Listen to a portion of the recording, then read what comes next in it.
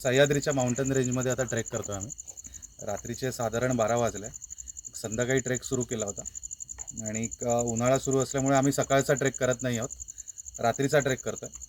तर मी जसं तुम्हाला सांगत असतो की त्या त्या भागात स्थानिक देवता असतात, इंग्लिशमध्ये त्याला डीटी असं म्हणतात.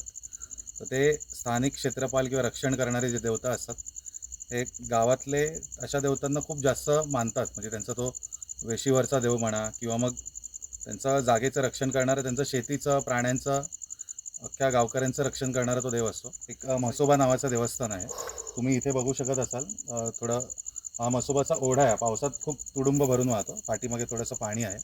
पावसात इथे येणं शक्य नाही आणि या भागात आम्ही आधी गावकऱ्यांना घेऊन किंवा आम्ही मित्र असे 5-6 वेळा येऊन गेलोत म्हणून हा नाईट ट्रेक करतो आता. कारण उन्हाळ्यात काही सकाळचे ट्रेक जमत नाहीत. आता आमचा 2-3 तासात ट्रेक संपेल.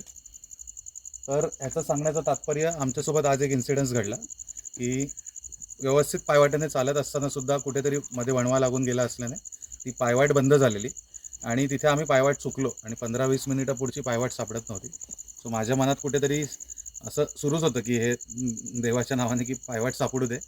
आणि जसं मी ते म्हणजे इथलं स्थानिक देव जसं म्हसोबा आहे तसं आम्ही मनातल्या मनात म्हटलं की बाबा त्याचं नाव घेऊन की पायवाट सापडू दे. आणि 2च मिनिटात माझा मित्र आहे पुष्कर, त्याने मला सांगितलं तिथून पायवाट गेली असं वाटतंय.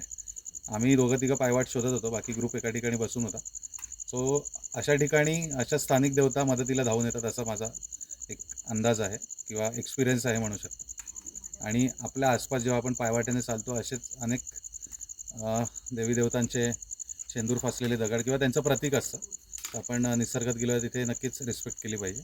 आणि नाईट ट्रेक करताना तुम्हाला आधी रूट माहीत असेल तरच जावा किंवा स्थानिक वाटाड्या घेऊन जावा. थँक्यू.